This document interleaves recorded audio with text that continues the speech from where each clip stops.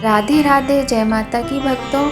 आप सभी का स्वागत करती हूँ स्पिरिचुअल ज्ञान साधना में और आप सभी से अनुरोध करती हूँ कि स्पिरिचुअल ज्ञान साधना को सब्सक्राइब कर लीजिए और बेल आइकन को प्रेस कर दीजिए ताकि आपको नई नई वीडियोस का नोटिफिकेशन मिलता रहे। जय माता की, राधे राधे। कैसे हैं आप सभी लोग? आशा करते हैं सभी लोग बहुत अच्छे होंगे। बताने के लिए कमेंट में जय माता की, राधे राधे अवश्य ही लिखिएगा। तो भक्तों, एक बार फिर से हम आप सभी के समक्ष एक बहुत ही सुंदर कथा लेकर आए हैं और कथा बहुत ही सुंदर है। बहुत ही प्रेम से ध्यान से सुनिएगा आज की कथा। और आप सभी से एक बार निवेदन करते हैं कि चैनल पर यदि पहली बार आए हैं तो सब्सक्राइब कर लीजिए, बेल आइकन को प्रेस कर दीजिए ताकि आपको महत्वपूर्ण वीडियोस का नोटिफिकेशन मिलता रहे। तो चलिए देर न करते हुए प्रारंभ करते हैं आज की कथा। प्राचीन समय में भारत में सुवर्णपुर नगर में देवदानी राजा राज्य करता था। उसके सवत्स एक गाय और भैंस थी। राजा की 2 रानियां थीं। एक का नाम गीता तो दूसरी का नाम सीता था। सीता भैंस से सहेली सा प्रेम करती थी तो गीता गाय व बछड़े से सहेली सा प्रेम करती थी। एक दिन भैंस सीता से कहती है कि गीता रानी गाय व बछड़ा होने से मुझसे ईर्ष्या करती हैं।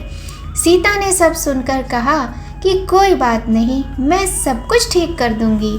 सीता रानी ने उसी दिन गाय के बछड़े को काटकर गेहूं के ढेर में गाड़ दिया। किसी को भी इस बात का पता ही नहीं चल पाया।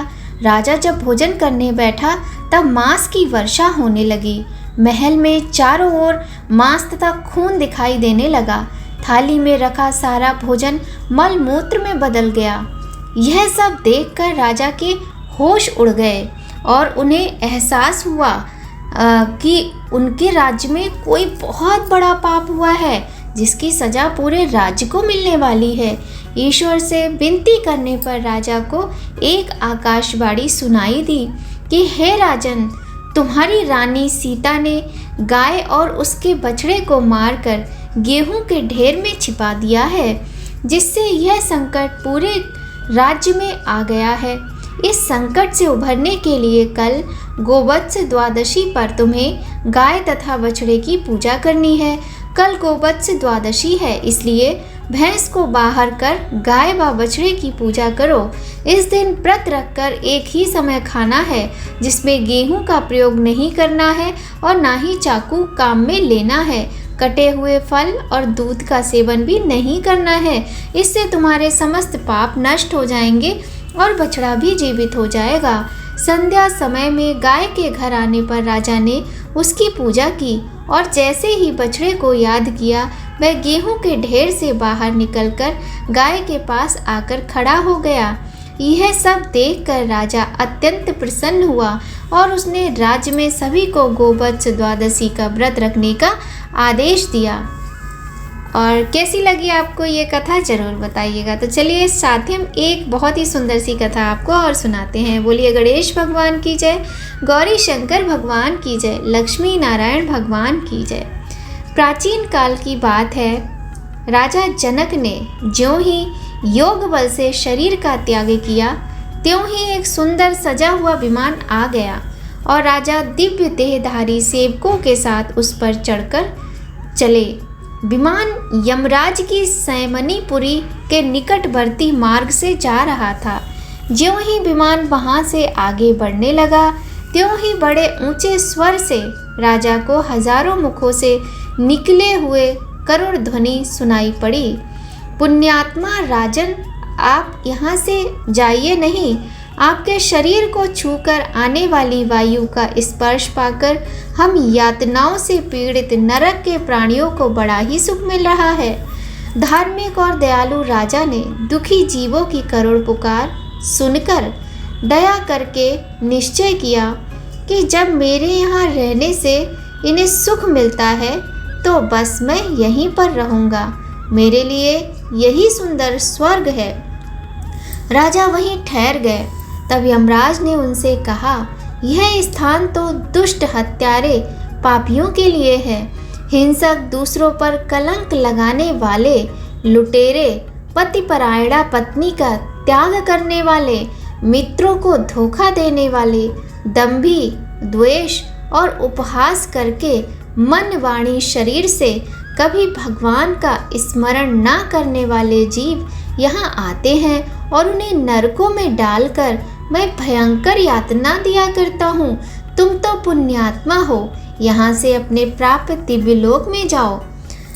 राजा जनक ने कहा, मेरे शरीर से स्पर्श की हुई वायु इन्हें सुख पहुँचा रही है, तो मैं यहाँ से कैसे चला जाऊँ? आप इन्हें इस दुख से मुक्त कर दें तो मैं भी सुखपूर्वक स्वर्ग चला जाऊँगा। यमराज ने कहा, ये कैसे मुक्त हो सकते हैं?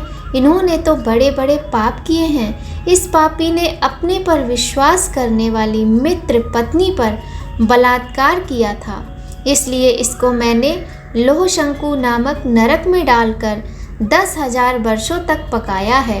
अब इसे पहले सुअर की फिर मनुष्य की योनि प्राप्त होगी और वहाँ पर यह नपुंसक होगा। यह दूसरा बलपूर्वक व्यभिचार में प्रवृत्त था। 100 वर्षों तक रौरव नरक में पीड़ा भोगेगा। इस तीसरे ने पराया धन चुराकर भोगा था, इसलिए दोनों हाथ काटकर इसे पुए शोषित नामक नरक में डाला जाएगा। इस प्रकार ये सभी पापी नरक के अधिकारी हैं। आप यदि इन्हें छुड़ाना चाहते हो तो अपना पुण्य अर्पण करो। एक दिन प्रातःकाल शुद्ध मन से तुमने मर्यादा पुरुषोत्तम भगवान श्री रघुनाथ जी का ध्यान किया था और अकस्मात राम नाम का उच्चारण किया था। बस वही पुण्य इन्हें दे दो, इससे इनका उद्धार हो जाएगा। राजा ने तुरंत अपने जीवन भर का पुण्य दे दिया और उनके प्रभाव से नरक के सारे प्राणी नरक यंत्रणा से तत्काल छूट गए तथा दया के समुद्र महाराज जनक का गुण गाते हुए दिव्य लोक को चले गए। तब राजा ने धर्मराज से पूछा, जब धार्मिक पुरुषों का यहाँ आना ही नहीं होता तब फिर मुझे यहाँ क्यों लाया गया? इस पर धर्मराज ने कहा, राजन, तुम्हारा जीवन तो पुण्यों से भरा है, पर एक दिन तुमने छोटा सा पाप किया था। एकदा तु चरंतीम गाम बार्यामास भय भवान तेन पाप विपाकेन निरय द्वार दर्शनम। तुमने चरती हुई गाय को रोक दिया था। उसी पाप के कारण तुम्हें नरक का दरवाजा देखना पड़ा। अब तुम उस पाप से मुक्त हो गए और इस पुण्य दान से तुम्हारा पुण्य और अधिक बढ़ गया।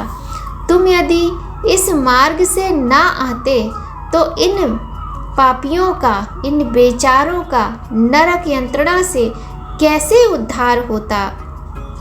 तुम जैसे दूसरों के दुख से दुखी होने वाले दयाधाम महात्मा दुखी प्राणियों का दुख हरने में ही लगे रहते हैं।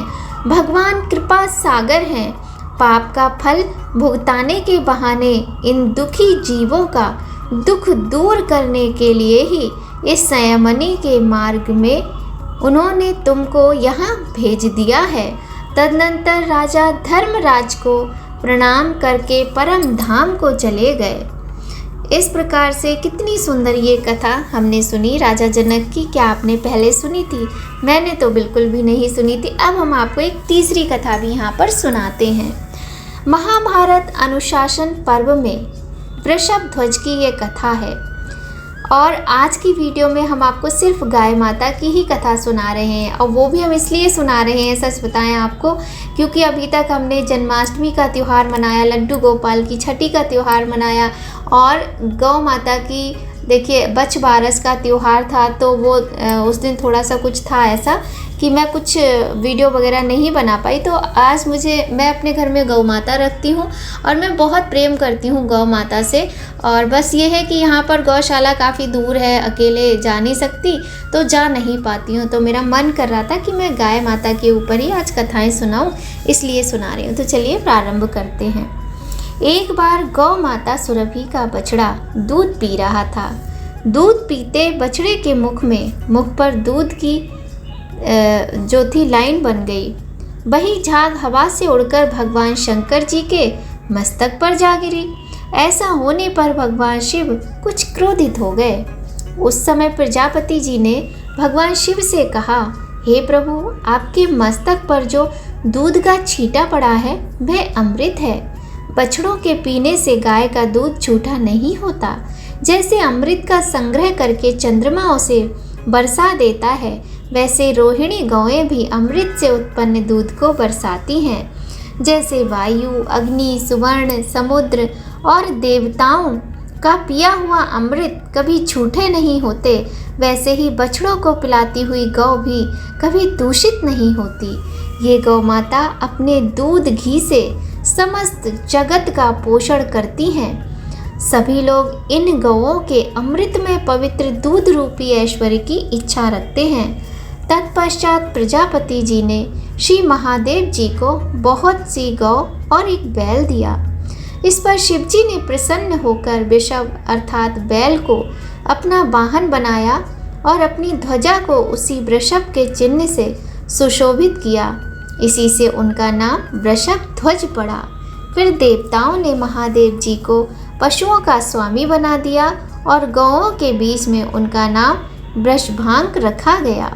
गौएं संसार में सर्वश्रेष्ठ हैं, सारे जगत को जीवन देने वाली हैं। भगवान शंकर सदा उनके साथ रहते हैं। वे चंद्रमा से निकले हुए अमृत से उत्पन्न शांत, पवित्र, समस्त कामनाओं को पूर्ण करने वाली और समस्त प्राणियों की रक्षा करने वाली है। भगवान श्री शंकर की जय। वृषभ ध्वज भगवान शिव जी की जय। बोलिए गौ माता की जय। तो आज हम लोगों ने बहुत ही सुंदर सुंदर गौ माता की कथाएं सुनी, और वैसे और भी कथाएं हैं जो कि हम अगली वीडियो में सुनेंगे। अगर आपको थोड़ी भी अच्छी लगे तो लाइक कीजिएगा। तो ऐसी ही सुंदर कथा के साथ फिर आपसे बहुत जल्दी मिलते हैं, और कथा अच्छी लगे तो लाइक करें। सभी लोग खुश रहिए, स्वस्थ रहिए और गौ माता की पूजा कीजिए, उनकी रक्षा कीजिए और उनका आशीर्वाद ले लीजिए। तो जय माता की। राधे राधे।